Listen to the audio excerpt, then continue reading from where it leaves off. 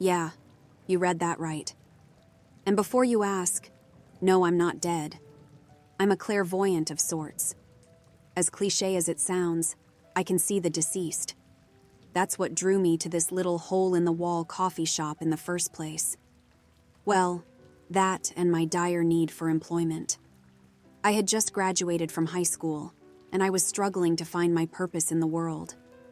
I wasn't smart enough to make it into a decent 4-year college, and I wasn't exactly cut out for trade school either. On top of that, my parents were going to kick me out if I didn't find a job soon. That's when I stumbled upon Aftermath Coffee. My eyes lit up when they fell on the peeling yellow "We're hiring" sign. It boasted a ridiculously high starting pay compared to similar jobs in the area. I just knew that it was the job for me. Without hesitation, I yanked the door open and walked in. Should I have put a little bit more thought into it? Probably. Did I care? Not at all. I marched straight up to the counter where a lanky 20-something-year-old man stood. Though his eyes were shrouded by black, greasy bangs, I could see them grow wide as dinner plates as I approached. "Hey, my name's Kala. You guys are hiring, right?" I said, maintaining fierce eye contact as the flustered barista hurriedly averted his gaze. You can see me?" I mentally facepalmed myself. I thought there was something strange about him. How did I not notice it sooner? The barista was dead. You see, dead people have this aura about them. It's how I've always been able to easily differentiate between the living and the deceased. There's a sort of black cloud that follows them, a swarm of darkness that clings to their presence like cigarette smoke. And this guy was no exception. "Oh, yeah. So, are you hiring or not?" His pallid face began to twist in confusion. "Hold on. Let me get this straight. You're alive? You know that I'm dead? And you still want a job here?" "Yeah. It's not that hard to comprehend, dude." Just by the look on his face, I could tell that he was struggling to process my statement. He stared at me blankly, brows knitted together, head cocked to the side like a curious dog. I sighed. This wasn't my first rodeo. "I can see that you're not getting it, so I'll spell it out for you. I've had this gift, or curse, depending on how you look at it, ever since I was a little girl. No, I don't know how I got it. My great-aunt Margaret could have jerked off a demon for all I know. I honestly don't care either. I usually don't interact with dead people because I always end up needing to explain myself, like right now. But as far as I'm concerned, you're all like normal people to me. I mean, except for the 1,000-yard stares and screwed-up appearances, that is." The barista pursed his lips, his gaze fixed to the cash register. He reluctantly glanced up at me. "I'll have to get the manager. Wait here." I nodded, watching as he disappeared into the back. I took that opportunity to drink in my surroundings. Now that I was looking at it, the shop did seem a little dreary. I peered at all the dust-coated tables and chairs. Only 2 were occupied. A burly man with a nasty road rash seared into his face sat at the table closest to the door. He wore a tattered leather jacket and jeans. I thought I could still make out bits of pavement caught in his scraggly beard. He stared deeply into his coffee cup. I wondered what he was thinking about. A second man wearing a dark brown fedora had claimed a seat against the wall. A torn yellow newspaper obscured his face from view. I stood on my tiptoes trying to catch a glimpse of him, but his features were fully shielded. I sighed, lowering back to my feet. Footsteps suddenly emerged from behind me, shattering my reverie. I spun around and stifled a gasp. A hulking behemoth of a man stood before me. He must have been at least 7 feet tall, and he was not slim either. Each of his forearms were as big around as my torso. His scruffy brown hair was unkempt, like he'd just rolled out of bed. He was by far the biggest dead man, or man in general for that matter, that I had ever laid eyes on. The barista stared at the ground as that absolute beast of a human spoke. You are looking for job, yes? He bellowed in a heavy Russian accent. I timidly nodded. Yeah. He grinned, showcasing rows of jagged yellow teeth. Good. Come to office. I diligently obeyed, mirroring his monstrous steps until we found ourselves standing in a cramped, cluttered room. Papers were strewn everywhere, and there was a distinct putrid stench to it. It was so strong, so all-encompassing. I thought something had died in there. As I would come to find out later, something had. I am Ivan. Your name? He asked, shutting the door. Kala. Nice to meet you, I said, trying to subdue the tremble in my hand as I extended it to him. Pleasure is mine. Sit, Ivan ordered, ignoring my gesture. Rude, I mumbled, pulling out the dingy wooden seat before me. Ivan plopped down behind his desk. The chair groaned under his weight. He leaned forward, that devious smile returning to his lips. How old you are, girl? I rolled my eyes. First off, my name is Kala, not girl, and I'm 18. Good. When you can start? I stared at him blankly for a moment. Don't you want to see my resume first? I said, beginning to rummage through my purse. Just let me... Ivan held up a meaty hand. Not necessary. Job is yours. Answer please, Miss Kala. My eyes lit up. I was expecting the job search to last weeks, possibly even months. Could it really have been that easy? Great. I can start whenever. I have nothing but time, I said, beaming back at him. Excellent. First shift start now. Ivan smirked, digging under the desk. He produced a faded green apron and tossed it to me. I gracefully dropped it on the floor. Really? I didn't mean right that minute. I guess I should have been more specific. Stephen will train. Talk with him, he said, standing to lead me out the door. Okay, but Stephen will answer the question. Glad to have you. Ivan hurriedly ushered me out of the room. Slam. The door rattled in its frame as it closed in my face. That was weird. I timidly returned to the counter where Stephen stood. His striking brown eyes locked with mine, and a glimmer of hope flashed across them. I'm guessing that you got the job. Yeah, I did. Ivan said that you'll be training me. A smile began to inch across Stephen's face. Congratulations. Welcome to Aftermath. I won't bore you with the details of the training process. You came here to read about my strangest shift, not my first one. That's a tale for another day. I'd been working at Aftermath for a little over a year when it happened. The regular, right, Frank? Yep. You know me so well, Kala. You remember the biker that I mentioned earlier, right?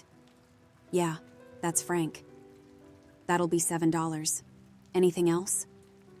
Yeah, he said, slapping a crumpled 10 onto the counter. Your soul. He stared at me intensely. I narrowed my eyes on him. Frank, you tell the same joke every day. It doesn't get any funnier the 500th time you say it, I grumbled, handing him his change. Come on, Kala. Would it kill you to give me a chuckle every once in a while? Where's your sense of humor? It died when I started working here. Buzzkill, he muttered as he slunk away. I was putting the finishing touches on Frank's blonde espresso when I felt it. A presence. Something dark. Sinister almost. That feeling used to startle me. Not anymore, though. I turned to find a man in a brown fedora with a newspaper tucked under his arm. I stifled a scream. Remember that other guy I told you about? That's Nona, short for no name. The problem? I'd never seen him without that newspaper hiding his face. His hat was angled downward, so I still couldn't see his features. But the fact that he was so exposed in that moment, it frightened me. He's coming. My heart thumped furiously against my ribcage. My head began to spin, and I nearly dropped Frank's coffee. I had never heard Nona speak before. It sounded like his meals consisted solely of broken glass and 2 packs of cigarettes for dessert. What? He's coming. Beware. Nona shuffled away, claiming his normal seat at the back of the shop. I turned to Stephen. His eyes looked like they were about to pop out of his skull. Have you ever heard him talk? I whispered, voice trembling. No. Never. I didn't know he could. Stephen's face drained of color. He leaned against the counter for support. What did he mean by that? I asked, struggling to comprehend Nona's cryptic message. No clue. I think we need to tell Ivan about this. I nodded, and Stephen straightened up before trotting to Ivan's office. I was left alone to man the register. Hey, are you done with my order yet? Frank's gruff voice ripped me from my stupor. Freakin' Frank, man. Oh shit.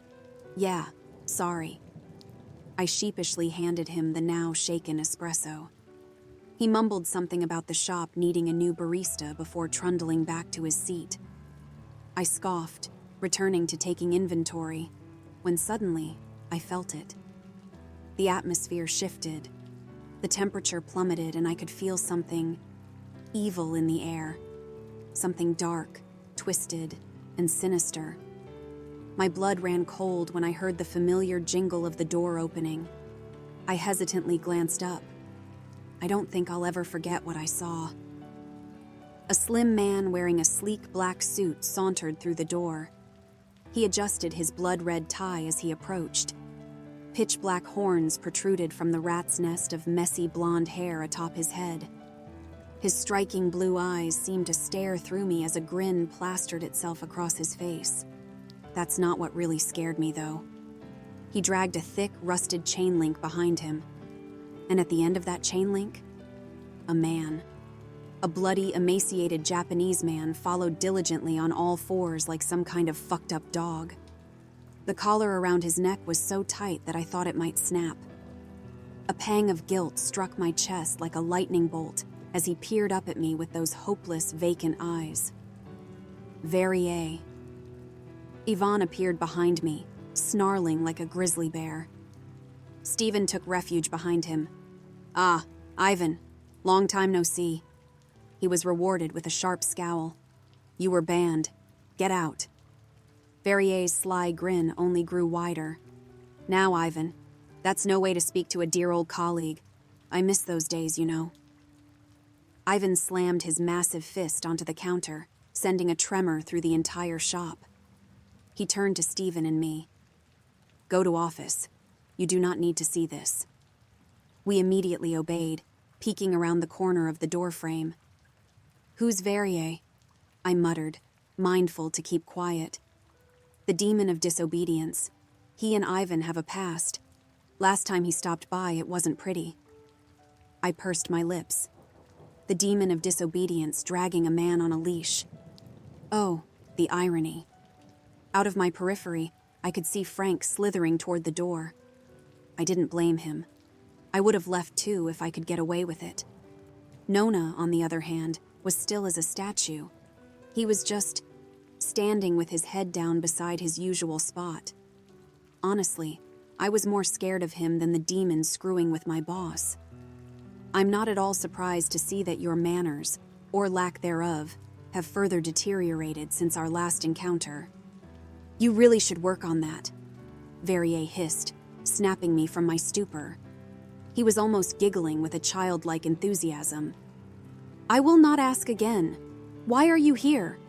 Yvonne bellowed menacingly. I was just stopping by for a latte, and maybe a pup cup for my good little boy here. Isn't that right, Mitsuru? Bark for me, he demanded, patting his victim's head. The man, who I now knew to be Mitsuru, reluctantly obeyed. Weak barks escaped his lips, shattering my heart. I wished there was some way that I could help him, but I was no match for a demon, and I knew it. Perfect. Sit. Mitsuru did as he was told. Verrier reached into his pocket and produced a small chunk of meat. He tossed it to his captive, who caught it in his mouth and began to chew. He winced as he did so. I briefly caught his gaze. His eyes looked so desolate, so broken. They pleaded with me to help, to do something other than cower and watch. I'm ashamed to admit that that's exactly what I did. "You have had your fun. Now go," Ivan boomed. Verrier waved him off, turning to his abductee. "Stay." Then he marched behind the counter. My heart was beating a mile a minute. Though slight, I could see Ivan trembling. I never thought I'd encounter someone who would strike genuine fear into that man. But here he was. Verrier grabbed a fistful of Ivan's shirt and pulled him down to his level. He whispered something into his ear before releasing him. Ivan's eyes grew wide as saucers. Then, Verrier turned toward Stephen and me. He began to approach us, taking slow, calculated steps. He was halfway to the office when a dark mass materialized behind him. Nona. Nona silently placed a gloved hand on Verrier's shoulder and spun him around. I could practically see the steam wafting from the demon's ears. "Who the hell do you think you are, touching me like that? I ought to—" Nona began to slowly lift his head, revealing his face to Verrier. Stephen covered my eyes with his hand. "We're not supposed to see this," he murmured. What the fuck is that thing?" Verrier cried, terror seeping into his words. "On second thought, I'm going to leave. Take care, Ivan." I could hear the sound of the chain jangling and heavy footsteps, followed by the door slamming shut. Needless to say, when Stephen removed his hand, Verrier and his companion were gone. "Thank you, my friend. For you, free coffee for year." Nona simply flashed him a thumbs up and returned to his seat. I glanced up at Stephen. I was still quivering from the adrenaline rush. What the hell just happened? He sternly locked eyes with me, his visage cold and unwavering. "As you've come to find out, there are demons that roam the earth alongside the living and the dead. Nona, well, he's something else. Just pray that you never have to find out what. Okay, after my first post, I know what you're probably doing. I'm sure that some of you have one hand on your hip and the other pointed at your screen, saying something along the lines of, 'You have a lot of explaining to do, Missy.' Yeah, you bet your sweet ass I do. Too far? Not sorry. I'll go ahead and address some of the more pertinent questions, just to get them out of the way. Unfortunately, I don't know what happened to Mitsuru after Verrier scurried off. Stephen thinks that he was taken to hell, which would be my guess, but we can't say with 100% certainty that that's the case. I still haven't figured out the connection between Ivan and Verrier. Stephen won't tell me, and I'm definitely not asking Ivan about it. I, thank fuck, still have absolutely no clue what Nona is. I think that about covers the main issues." "What? You're saying that it's still clear as mud? So you're telling me that discovering absolutely zilch since my last post hasn't helped better your understanding of my situation in the slightest?" "Yeah, I thought so. I guess that means I should start from the top, huh?" It was my first day on the job. If you'll recall, Ivan had handed me an apron and put me to work right from the jump. I didn't even have time to text my mom and tell her that I'd been hired. Needless to say, I was a bit flustered. And that's how you work the register. Makes sense. Hello? Earth to Kala, Stephen said, waving a hand in front of my face. Shit, sorry. Zoned out for a sec. Yeah, I think I can handle it. Just as Stephen was preparing to run me through the basics about lattes, a disheveled woman shuffled through the door. She was wearing a tattered, blood-stained wedding dress, and mascara was running down her cheeks in tiny black rivulets. I nearly screamed. Stephen? I said, failing to subdue the quiver in my voice. Thanks for grabbing my attention. He turned to the woman, who was waiting idly at the counter. Welcome to Aftermath. What can I get for you today? I need a venti shaken brown sugar oat milk espresso with vanilla sweet cream cold foam and a double pump of caramel, please. Despite the woman's rugged appearance, she exuded an air of confidence. I didn't like it. She was almost abrasive in her mannerisms. Coming right up. You want to punch that into the system, Kala? I sheepishly stared at my feet.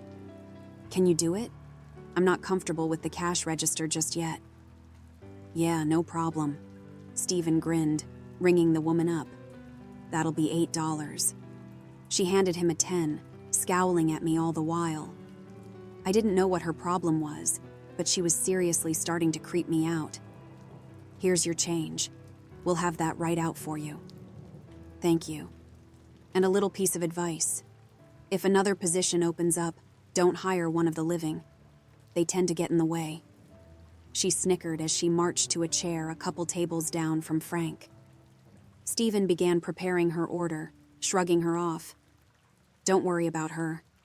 Some of the dead can be a bit hostile towards you living folks. They're just jealous. That's all.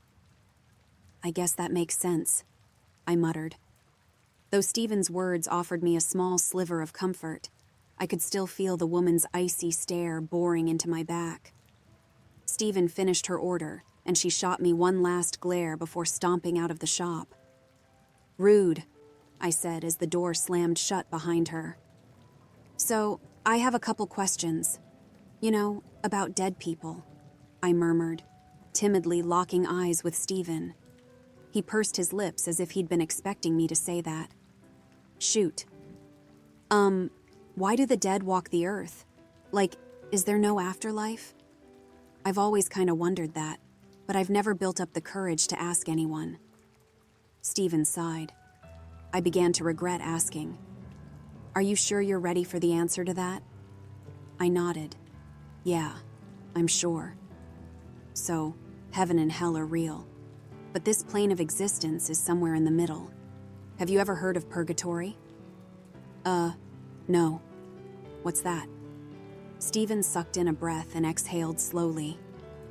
Basically, purgatory is where you go when you've done something bad, but not so bad that it lands you in hell. Pretty much, it's a waiting room until you get called up to paradise. The worse you act in life, the longer your sentence is. The only problem is, no one knows how long theirs will last. Okay, that actually makes a lot of sense. But why are you here? You don't seem like a shitty person. Stephen averted his gaze. A pang of guilt struck my chest like a lightning bolt. His aura seemed to darken after I said that, and it frightened me. I'm not ready to talk about it. Maybe one day I'll tell you, but you don't know me, Kala. I'm not the person that you think I am. A tear began to roll down his cheek, but he quickly swiped it away. Now that we have that out of the way, let's go. Stephen was cut off by the sound of the door swinging open. A man wearing a bright orange jumpsuit burst into the shop. He was bald with dried blood caked over his left ear. The crazed look in his eyes told me everything that I needed to know. Is there any way that I can sit this one out? Like in the back? I whispered, as the man lurched toward the register. His jerky, uneven steps sent a shiver rippling up my spine. No problem. I'll take this one. I turned toward Ivan's office and began speed walking up to it. My heart thumped against my chest like a jackhammer. I heard what sounded like bare feet scampering across the tile behind me. And then, the man appeared directly in front of me, blocking me from reaching my destination. I was shitting bricks. Hi sir, how can I help you? I sounded so weak, so brittle, like I'd crumble to pieces at the slightest touch. He gave me the once-over, his deranged pupils dancing over my body like ballerinas. I was absolutely disgusted. I felt violated. How can you help me? The man began cackling, his boisterous laughs reverberating off the walls like a pinball machine. You can't help me, darling. I'm far beyond saving. His lips curled up into a nasty snarl, exposing an assortment of brown, rotten teeth. But there is one thing you can do for me, He took a step closer, reaching out a gnarled hand. 3 things happened in unison at that moment. The first was Stephen graciously pulling me out of the lunatic's reach. I couldn't have been more thankful for that. The second was Ivan exploding out of his office in a blind rage. The door slammed against the wall so hard that it left a hole in the plaster. Apparently, he'd heard the whole thing, and he wasn't going to just sit there and listen as that freak did who knows what to me. The third, and the one that still gives me shivers, was Nona standing from his chair. That was my first of many encounters with him. When he's in a particularly bad mood, Nona's presence is downright sinister.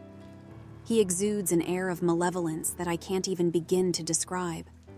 It consumes you straight down to the bone. And right then, I was grateful for it. For a second, we all stood there, paralyzed. Then, the man glanced at Nona. His arms were motionless at his sides, and even though I couldn't see behind that brown fedora, I knew he was staring daggers into my would-be assailant. The man began to sweat profusely, some semblance of sanity returning to his manic gaze as he slowly backed away. And then Ivan sprang into action. He caught the man by the scruff of the neck before he had a chance to slink out the door. I could see fire in Ivan's eyes, and it looked like it was taking all his restraint not to crush the asshole's windpipe. All the color drained from the man's face as Ivan lifted him by the throat with one hand. Piece of shit. Touch her and I send you straight to hell. You would like this? The man fervently shook his head. Well, as much as he could in Ivan's death grip, and he mouthed a sad no. I grinned as a pool of liquid began to blossom in his private area. Good. Ivan brutally slammed the trembling man's face onto the counter. He winced at the impact. You will apologize to Kala, yes? Yes.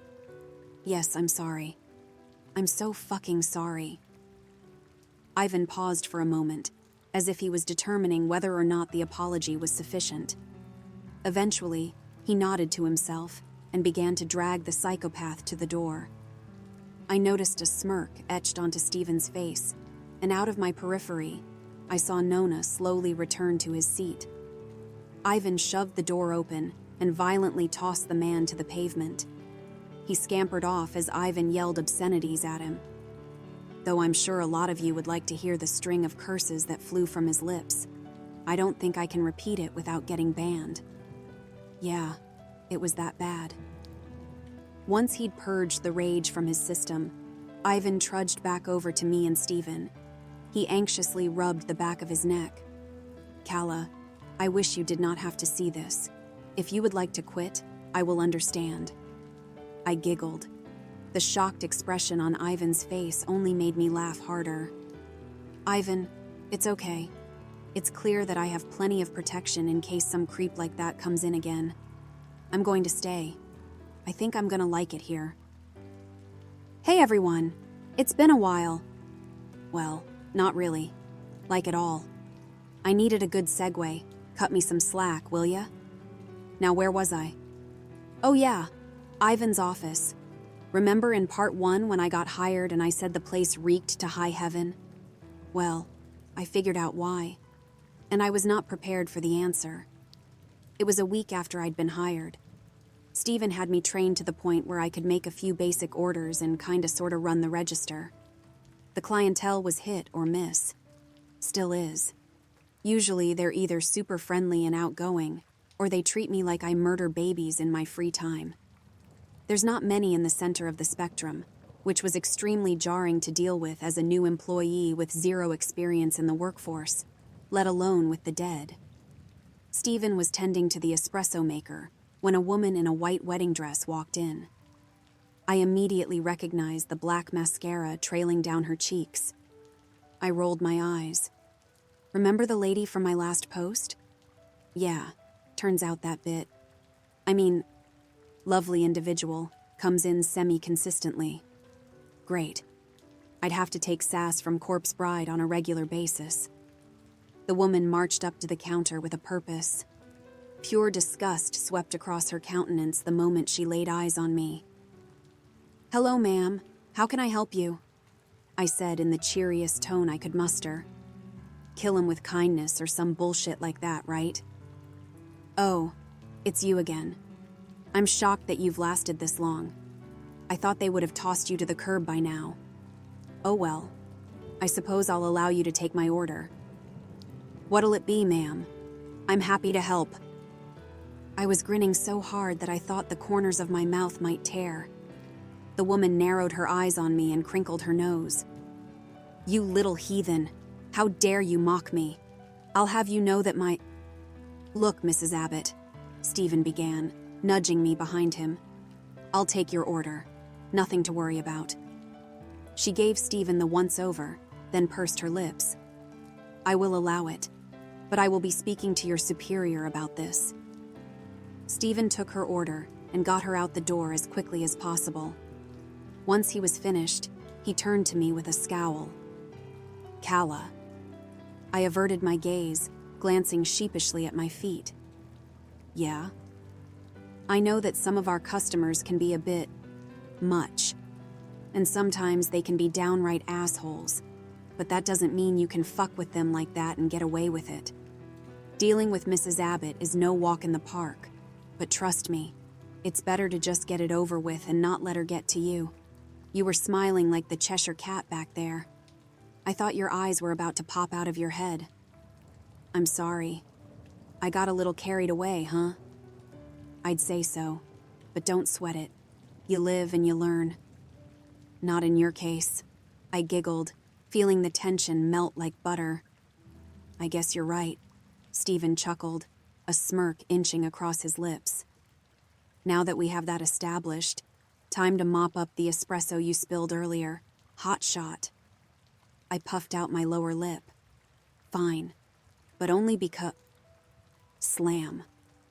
Ivan burst out of his office with a look of pure rage pasted to his face. The impact the door made against the wall nearly sent me sprawling to the floor. Ivan was really starting to do a number on the plaster. "Stephen, watch shop. Must deal with problem," the giant seethed, his thunderous footsteps echoing loudly as he stomped out the front door. Stephen shot me a timid look. I'd hate to be the unlucky bastard who pissed him off. "That makes two of us," I said. Once the shock wore off, I went to grab the mop bucket like Stephen had asked. Then it hit me. A horrible, putrid stench punched my nostrils. It smelled like a horde of skunks had crawled into a dumpster full of poopy diapers on a warm summer day. My eyes began to water, but not before I noticed the source. Ivan had left his office door open. I realized that it was the same acrid odor from when I was hired. Only now, it was dialed up to 11. "Stephen, do you smell that?" I gagged, holding my shirt over my nose. "Nope. Lost my sense of smell when I died. Weird shit like that happens sometimes when you pass." "Well, it reeks in Ivan's office. Is he hiding a sewage plant in there?" "Well, if it's really that bad, I'll go check it out," Stephen said, casually making his way into the war zone. I stood way back as he pushed open the door and stepped inside. "Calla, are you sure? I don't see anything in here," Stephen called out, brows knitted together. "Yeah, it smells like ass. Let me see if I can find anything." And that, ladies and gents, is where I fucked up. Nosy little me just had to check it out. I should have minded my business like a normal person. But no. Curiosity killed the cat, and it almost killed the Calla.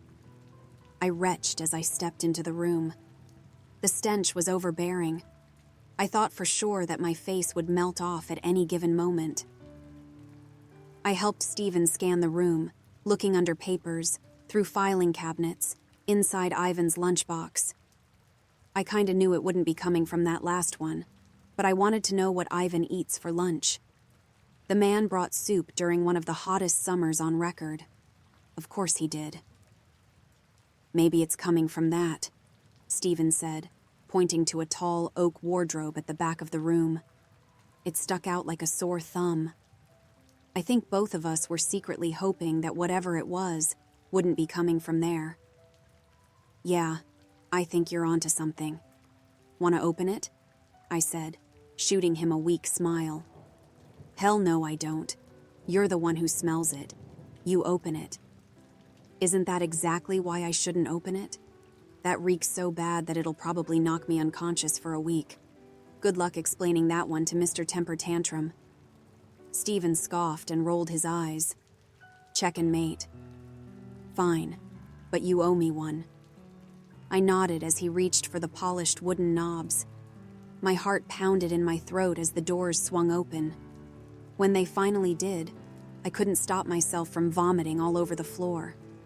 Dread washed over me as my mind struggled to process what I was looking at. Crammed inside the sleek oak fixture were two bodies. My mind began to race. What had I gotten myself into? Was my boss a murderer? Who were those people? And most importantly, what the fuck should I do? I couldn't go to the cops. I mean, what would I tell them? Hey, so, my dead boss has two bodies shoved into a cabinet in the completely real coffee shop that he owns. Pretty sure they'd toss me in the loony bin and throw away the key. Unfortunately, or fortunately, I guess, I still don't know. But either way, I wouldn't have to make that decision. Suddenly, I could feel hot, musty breath on the nape of my neck. It felt like a grizzly bear was looming over me, waiting to rip me to shreds at a moment's notice. I knew that awful presence. It was Ivan. I slowly turned to face the giant, feeling my blood run cold. Fear crashed over me like a tidal wave. This was it. I was about to be stuffed into Ivan's kill cabinet. But as I locked eyes with the behemoth, I didn't see veins popping out of his forehead or steam wafting from his ears. No. He looked shocked. Looks like they're both dudes. Not sure if that makes any difference, but... Stephen finally took notice of our boss. His eyes grew wide and I watched as all the color drained from his face. We all stared at each other in silence like some kind of strange, awkward Mexican standoff. Ultimately, it was Ivan who broke the silence. He sighed, peering around us before silently shutting the office door. Sit. I have explanation to do. What? No. How do we know you're not going to kill us too? Stephen placed a hand on my shoulder. Calla, just do what he says. We're not really in a position to negotiate right now. And nice try, but I'm already dead, remember? Oh yeah, I squeaked, pulling out a dilapidated chair beside Stephen. Ivan's rolling chair protested as he plopped into it. I still to this day have no clue how that thing hasn't snapped in half. He sheepishly met our curious gazes. The apprehension was tearing at me like a werewolf ripping into a fresh kill. If Ivan had an explanation for us, it had better be a damn good one. This looked bad, I know, but it was fault of Verrier, old co-worker. This piece of shit sent two incubus to seduce me. You know of incubi, yes? Stephen nodded. I watched as a smirk began to blossom across his lips. Meanwhile, my brows furrowed in confusion. An what? An incubus, Stephen said, still grinning deviously, is a sex demon. Usually they impregnate unwilling women, but apparently these two had a thing for our dear employer. Ivan's cheeks flushed with color as he averted his gaze. So, they're evil? I murmured. Yes, very much so. Who knows how much damage they would have done if Ivan hadn't stopped them, Stephen said, nodding sternly at him. Suddenly, Ivan's confidence flooded back. Stephen must have struck a chord in him. Yes, garbage demon trash. They march right into office and try to do bad things. I had to make them pay. Ivan seethed, smashing his fist into his palm. Well, I think you got the job done. But why did you stuff their bodies into a wardrobe? Can't you just throw them into a dumpster or something? No, customers cannot see this. Bad for business. I have paid cleaning service to come later today. Okay, that's another thing I don't understand. I blurted out a bit too aggressively. Stephen scooted his chair away from me slightly. I can't say I blame him. I was flustered again. What the hell do you guys need money for? If you're dead, what do you spend it on? And what's to stop you from robbing a bank or something? You could be in and out at the snap of a finger. Stephen sighed and locked eyes with Ivan before pursing his lips and nodding. I got this one, boss. I knew this would probably come up eventually. You did? I thought I was the first live person you'd spoken with since you bit the dust. That's true, but it's natural to be curious, Stephen said, shooting me a wink. All right, so this is a complicated matter. Basically, the dead have their own little world. We have our own landlords, our own shops with things that only we can see, and places that only we can enter. Unless someone like you comes along, that is. Are you following any of this? Yeah. It's just a lot to take in. But still, why don't you just take what you want? A big, toothy grin erupted across Ivan's face. Because we go to hell for this. He's right, Stephen chimed in. If we meddle too much in the affairs of the living, we get sent to hell. That's why money isn't constantly going missing. Speak of money, I will pay extra for this shift. To not talk about these, Ivan said, pointing to the two festering bodies that were now secreting a putrid amalgamation of fluids all over the ground. About that, I said, gagging at the sight. Can I go home? I have a lot to think about. Yes, take as much time as needed. What about me? I'm like super traumatized, Stephen remarked, earning him a disapproving scowl. No, I cannot afford to lose 2 employees. Darn, it was worth a shot. Stephen shrugged, turning to me. Remember when I said you owe me one? Well, now you owe me 2. Why? Because I'm leaving early after finding out that my boss is hiding a couple of decomposing corpses in his office? Sorry that I'm not so callous to death. No, that's not it at all. You're going home, so I'm going to have to clean up that, Stephen said, pointing to my drying puke that was still festering on the floor. Oh, yeah, maybe you're right. I'll owe you 2, if I decide not to quit. So, yeah. That was the time that I discovered 2 rotting carcasses in my boss's office a week after starting at my new job. 0 out of 10, would not recommend. I wish I could say the weirdness maxed out there. But unfortunately, this was only the beginning. Yep, this is going to be a Frank segment. It's his time to shine. And as much as it pains me to tell this story, I don't think I can leave it out. So, here it goes. In case you've forgotten, Frank is the biker with the gnarly road rash seared into his face. Aside from Nona, he's the only other person who comes in literally every day. Honestly, he's not my favorite. But all things considered, Frank isn't that bad. Don't get me wrong, I like the guy. He seems like a decent person. He's just really, really corny. I think what gets on my nerves the most about him is his dad jokes. I'm all for a good dad joke every once in a while. Aren't we all? But believe me, Frank's jokes are far from good. He cycles through the same ones over and over again like a broken record. Ugh, it gets my blood boiling just thinking about it. Okay, sorry for ranting. Thanks for coming to my TED Talk. On to the story. I was around 6 months into working at Aftermath when this occurred. I wasn't really a newbie anymore, and I was seasoned enough to notice when something seemed off. It was Stephen who pointed it out, though. Hey, Calla, have you seen Frank lately? I think it's like 3 days since he's been in, Stephen said while wiping the counter. No, come to think of it, I haven't seen him in a while either. Maybe, hopefully his time is up. I mean, people come and go all the time, don't they? Yeah, maybe you're right. Frank doesn't seem like a bad guy. His time must have been pretty short, Stephen mumbled, averting his gaze. Hey, cheer up. I'm sure that you don't have much longer. You're a great person in my eyes, I reassured him, shooting him a grin. I'm glad at least someone thinks so. I didn't even have time to respond, because a customer shoved open the door before I could. I'll give you one guess as to who it was. Ding, ding, ding, we have a winner. Yep, it was Frank. Speak of the fucking devil. It was like we'd summoned the smug son of a bitch just by saying his name. Normally, I'd roll my eyes and start whipping up his usual espresso.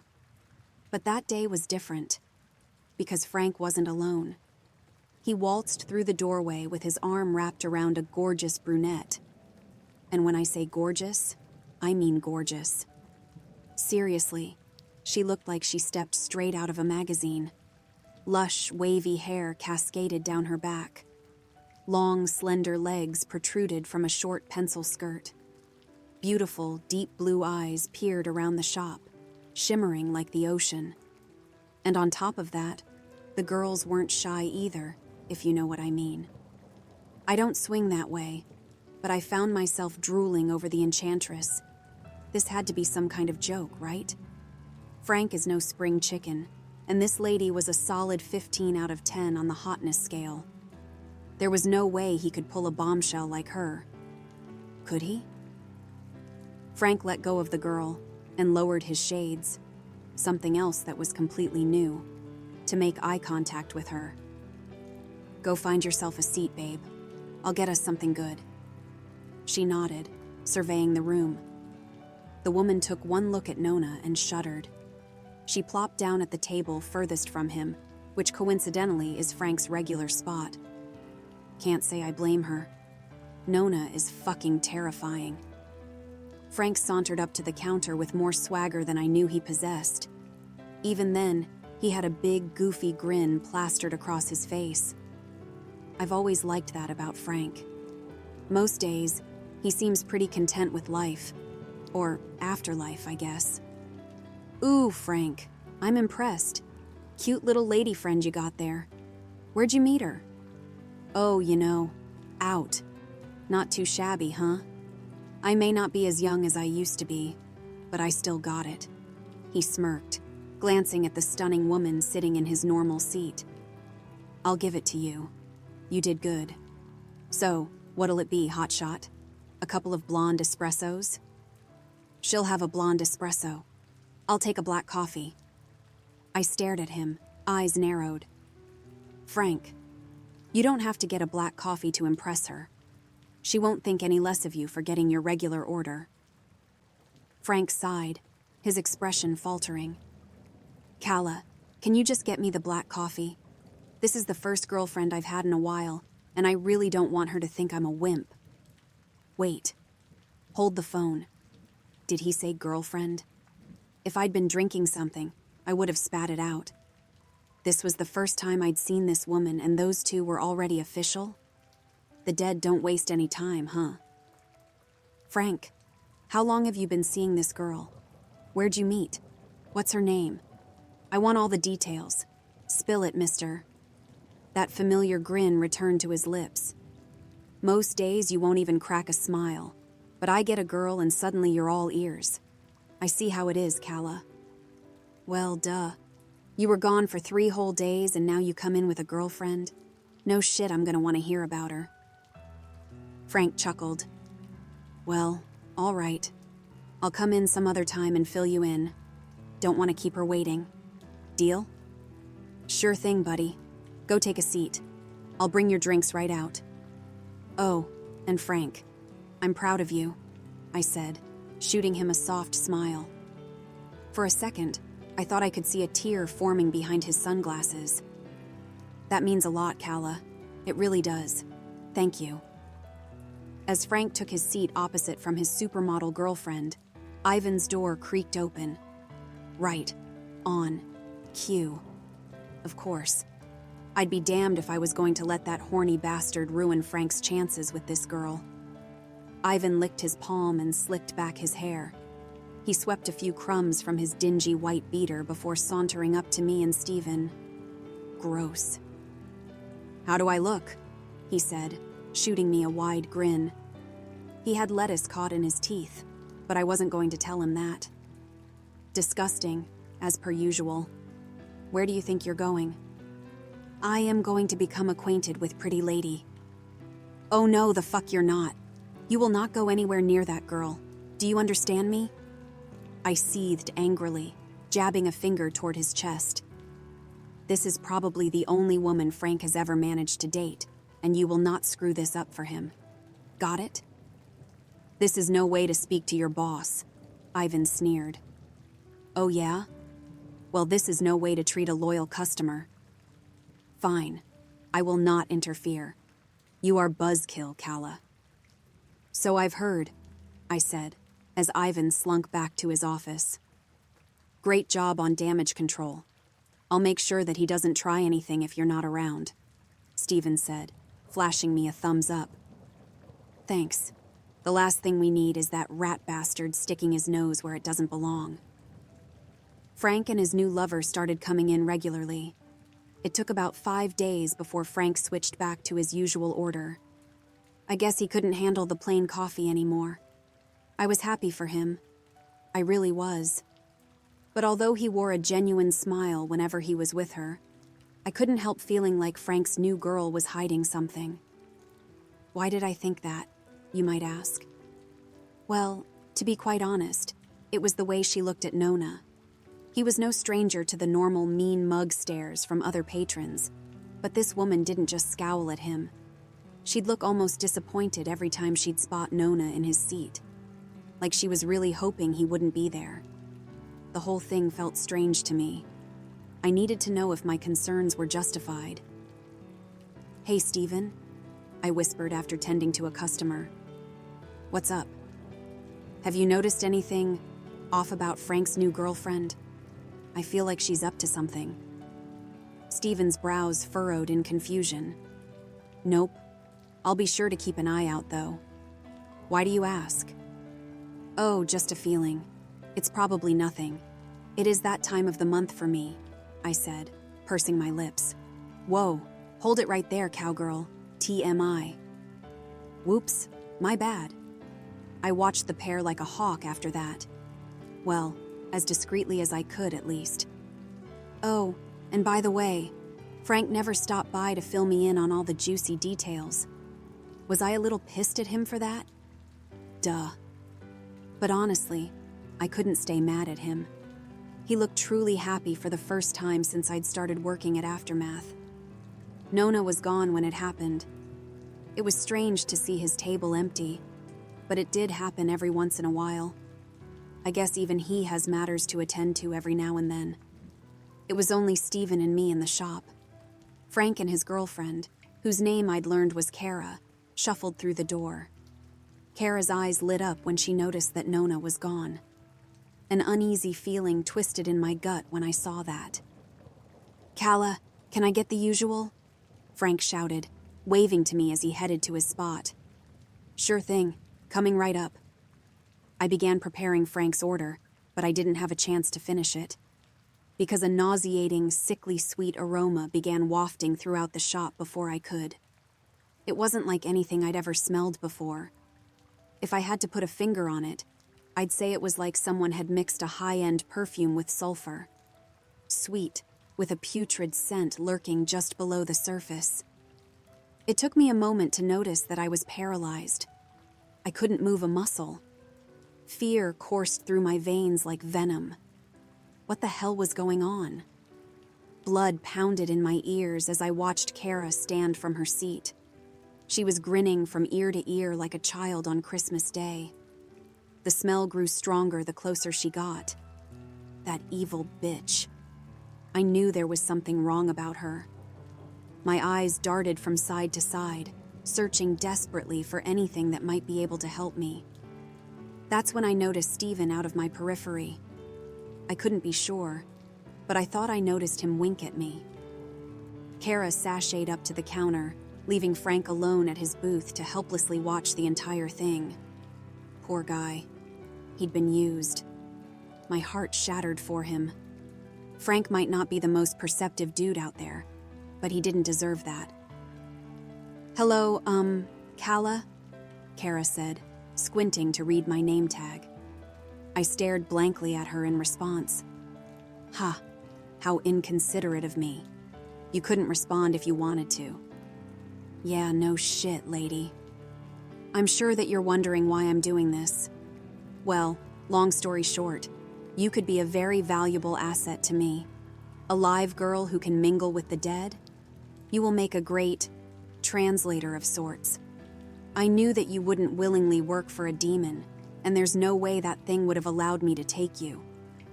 So, this was my safest option, Kara said, making her way behind the counter. Shit. This was not good. Nona was missing, everyone was frozen, and I had no way to defend myself. Yep, this is it. I'm doomed. My heart pounded against my chest like a jackhammer as Kara whispered into my ear. You're going to make a wonderful pet. I clenched my eyes shut. This couldn't be happening. I was going into shock.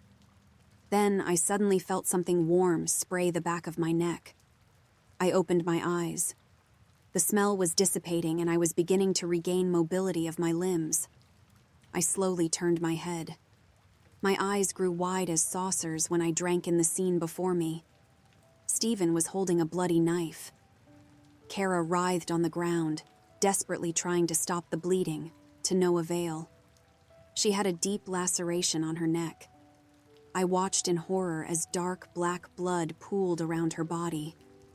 That was the first time I'd seen the light snuffed out of someone's eyes. That's something that I hope I never have to bear witness to again. Once her body stilled, I glanced up at Stephen.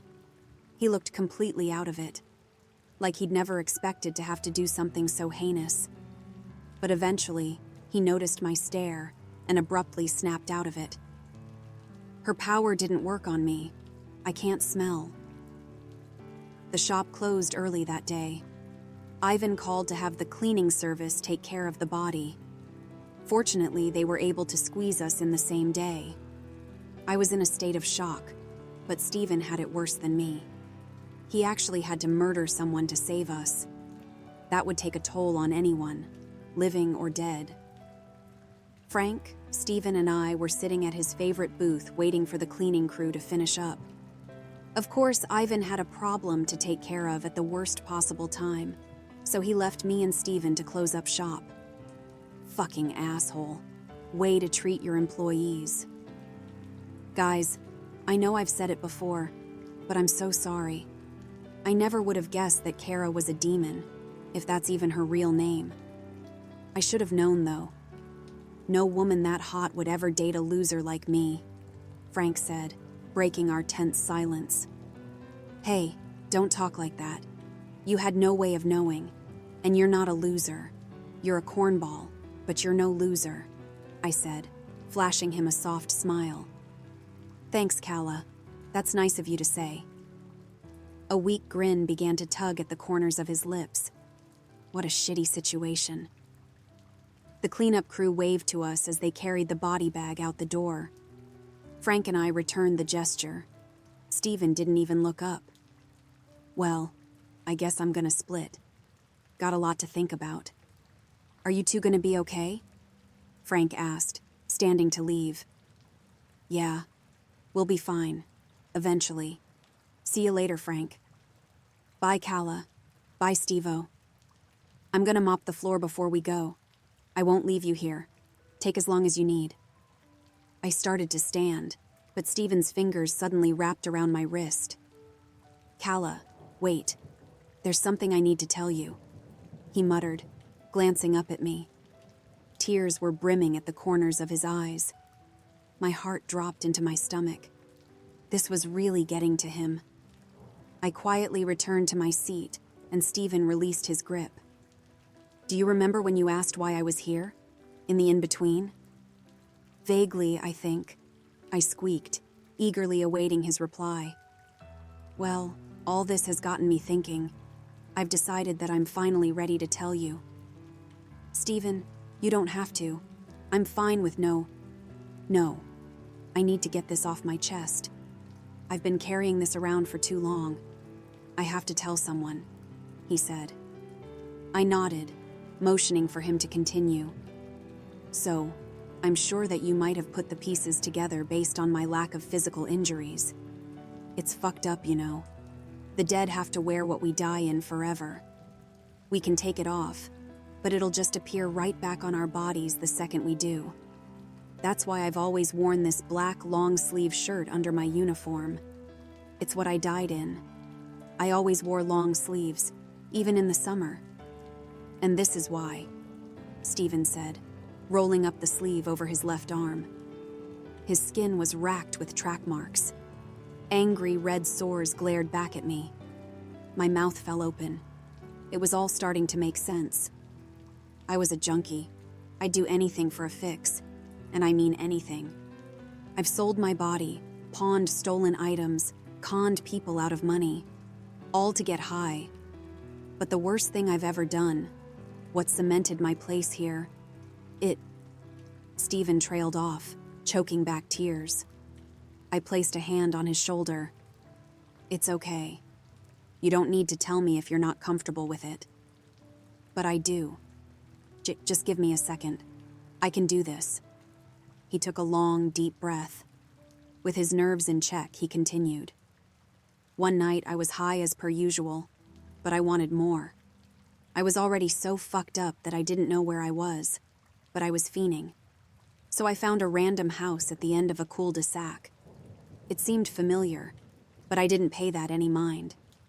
I peered in the window.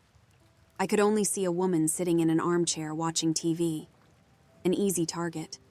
So I smashed the window and climbed in. She wasn't scared, though, and that pissed me off.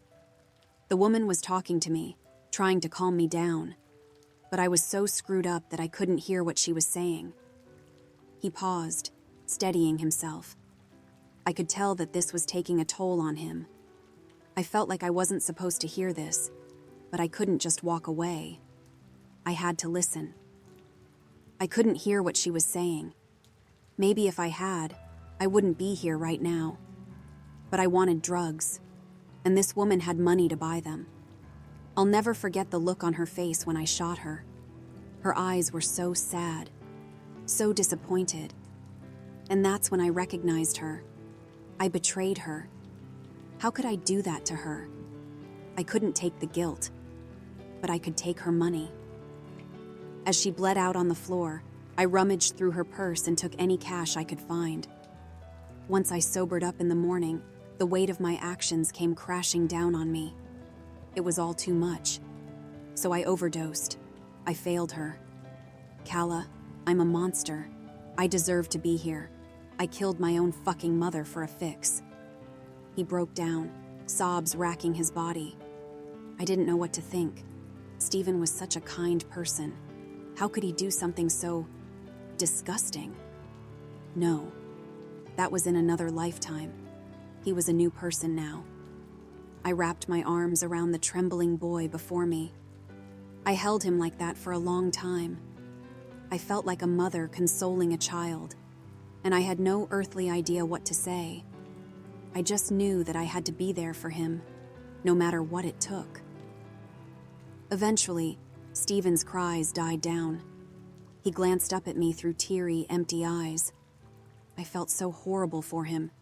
He'd been through so much. You probably think I'm a terrible person now. I don't blame you if you do, Stephen said, pulling away.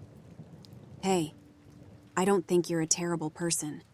In fact, I think you're one of the most genuinely kind, caring people I've ever met. All that was in another life. You've learned from your experiences and used the pain that they caused to better yourself.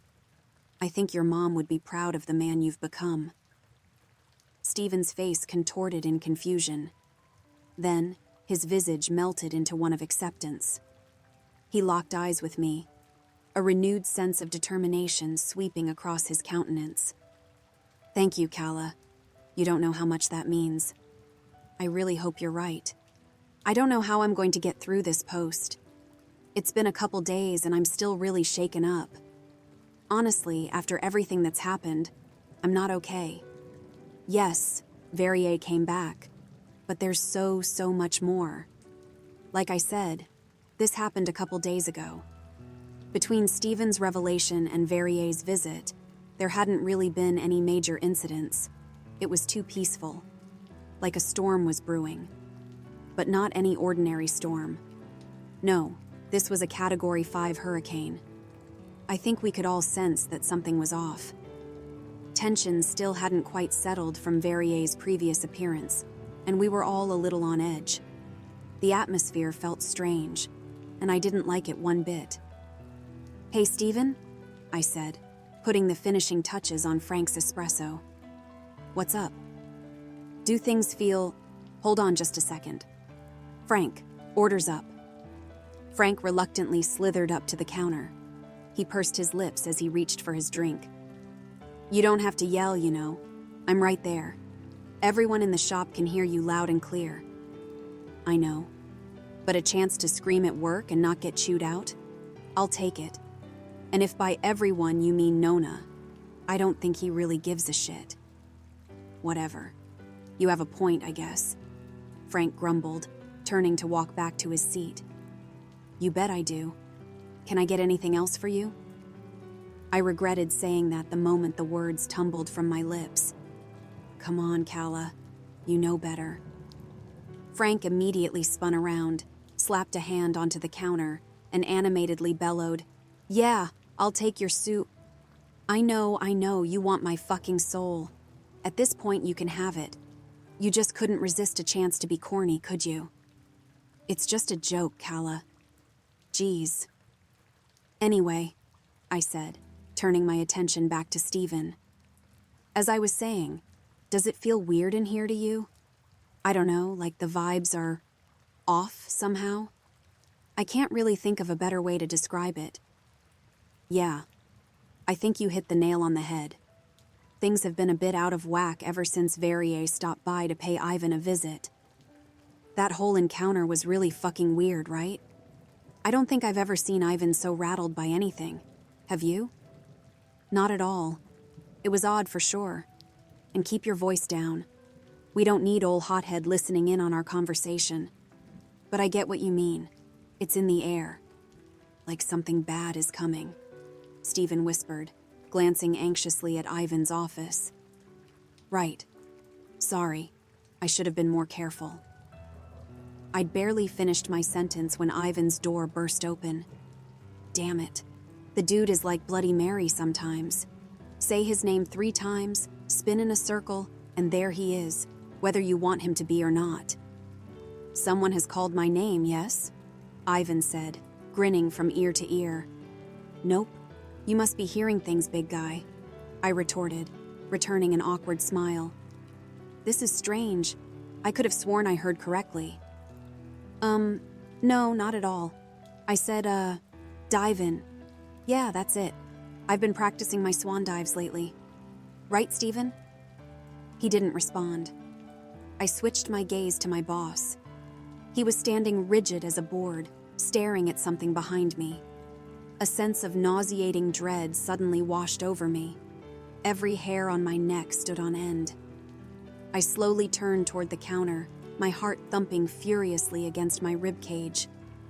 Once I realized what, or who, they were staring at, my face went pale. Nona was standing at the counter. His ragged newspaper was tucked neatly under his arm, and that signature brown fedora shielded his face from view. Before I knew what was happening, his rough, gravelly voice assaulted my eardrums. He only uttered 2 words. "Hide. Now." My jaw fell open. That couldn't be good. I pointed a shaky finger at myself. "Me?" Nona nodded. Why? What's coming?" I asked, my voice quivering. Nona didn't respond. He just ominously floated back to his seat and returned to gazing at that tattered yellow newspaper. "What the actual fuck?" I muttered, eyes glued to the mysterious entity. "Calla, into office," Ivan ordered, a slight tremble in his voice. Stephen looked at the giant and nodded. "He's right, Calla. I don't know what Nona saw, but his words shouldn't be taken lightly. Whatever's about to happen, we'll protect you." I pursed my lips. "Right. Thank you, Stephen. I know I'm in good hands," I said, reluctantly trotting into Ivan's office. Kala, do not open door until is safe, okay? I will give protection, Ivan commanded sternly. Fiery determination was scrawled across his grave countenance. Okay, got it. At that moment, I couldn't have been more grateful. Don't get me wrong, I was terrified as all get out, but to know that I had such an amazing team in my corner was an incredible feeling. I mean, even Frank looked like he was ready to put up a fight. Yeah, they could be assholes, and they weren't always the easiest to deal with, but my people at Aftermath had become like a sort of twisted little family to me. I was yanked back to reality by a tiny ding. The front door. Ivan told me not to come out until it was safe, but I needed to know what was going on. And he never said that I couldn't peek. I cracked open the door and peered into the coffee shop. My heart plummeted to my toes when I soaked in the scene before me. Verrier was standing in front of the counter. He had a smug grin plastered across his face that sent a chill rippling down my spine. Those jet black horns shimmered atop his head, and his aura was downright sinister. I watched in horror as he turned to Nona. Nona stood from his seat. His essence radiated pure, unabated rage. I was terrified, for Verrier. It was like witnessing a full-speed car crash. I wanted to look away, but my morbid curiosity had to know what Nona would do. He took one step forward before Verrier held up a hand, motioning for him to stop. Stani tu, zli entitetu. Nona froze mid-stride. He couldn't move a muscle. Suddenly, I feared for my life. Verrier had found a way to stop the most powerful entity I had ever encountered with one sentence. Things were starting to look bleak. "Release him!" Yvonne shouted. I could tell that he was trying to stay strong and conceal the fear in his tone, but it seeped through nonetheless, and Verrier was reveling in it. "What's wrong, Ivan? Need your little bodyguard to protect you?" "You fucking cunt. I will rip you limb from limb." "Ah, not so fast, big guy. You must have forgotten about our contract. Lay one finger on me and you'll find yourself in the fiery depths quicker than you can snap my neck." Yvonne lowered his head in defeat. This couldn't be happening. "Now, have you made your decision?" Verrier said. His slimy smirk was so wide that I thought the corners of his mouth would tear. His soulless eyes shimmered with elation as Ivan hesitantly met his gaze. "I cannot choose such a thing. I will not," he solemnly muttered. "Well, all right then. I'll choose for you. I'll take the girl," he proclaimed, snapping his head in my direction. My blood turned to ice as his pupils danced over my petrified face. Ivan, what's going on? What is this?" I squeaked, cowering behind the doorframe. Ivan took a long, deep breath, then exhaled slowly before making eye contact with me. My bottom lip began to quiver. Tears brimmed at the giant's eyes, threatening to spill down his cheeks at a moment's notice. "Kala, I am sorry. Verrier and I made deal, long time ago. He would never visit again, but I had to trade for person most valuable to me. This was decades ago. I did not have anyone of value to me for years, until I met you and Steven." The pieces were starting to click into place. Verrier was harassing Ivan because they had a deal. Yvonne thought that Nona would ward the demon off indefinitely, but his plan had failed. I didn't know how to feel. Shock, betrayal, hopelessness. All these strange and unfamiliar emotions twisted and turned within me. What could I do? There had to be some way out of this. "All right, girl.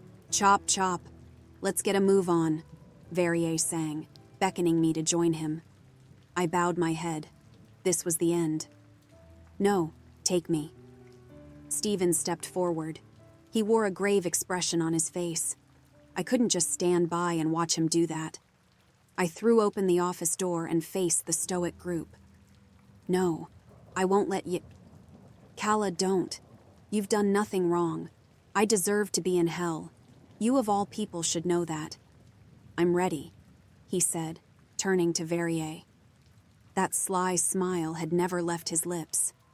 The demon snapped his fingers. As you wish. Before I could react, a hole erupted in the ground. It swallowed a table and a couple chairs before it stopped expanding. Ivan instinctively leapt back. Stephen didn't.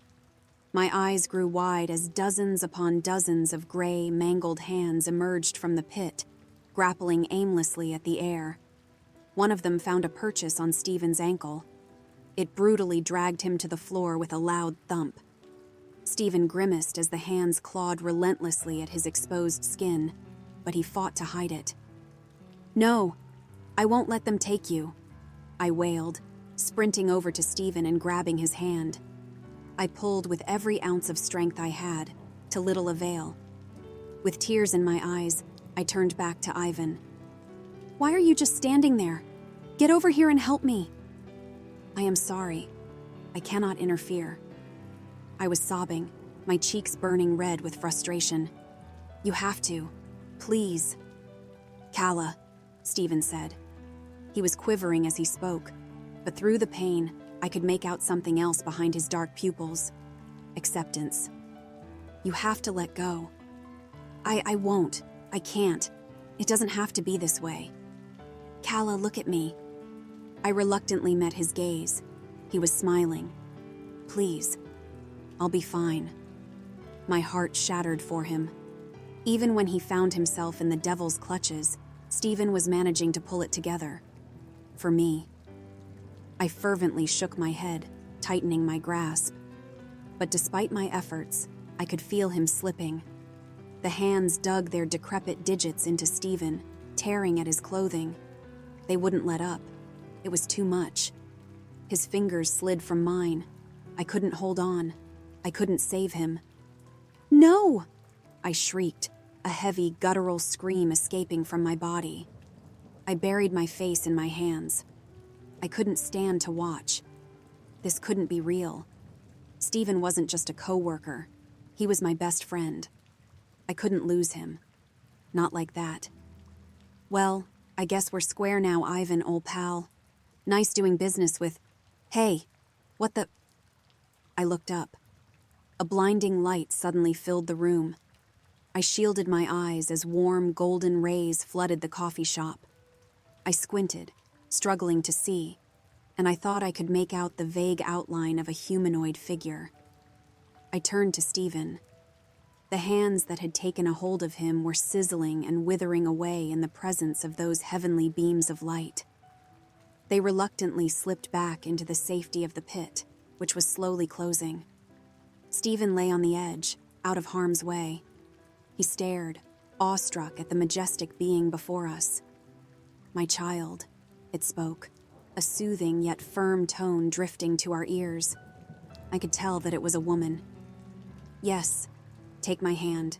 It is time to come home." Stephen stood, tears streaming down his cheeks. He began to make his way toward the intense light. He paused when he reached me. "Calla, thank you for everything. You will always hold a special place in my heart." "No, thank you," I said, voice cracking. "I'm gonna meet you up there eventually. Save a spot for me, okay?" He chuckled and flashed me a warm smile. "I will. You have my word." I held my hand over my eyes, grinning as a steady stream of tears flowed down my cheeks. This is what I wanted for him the whole time. Stephen took the woman's hand in his, and they walked off, the light growing fainter as they did. The glow grew dimmer and dimmer, until eventually it was gone entirely. We all stood in silent reverie, the 5 of us, until someone ruined it. "Well, that was sweet and all, but if he's gone, that means you're coming with me," Verrier snarled, his eyes lighting up.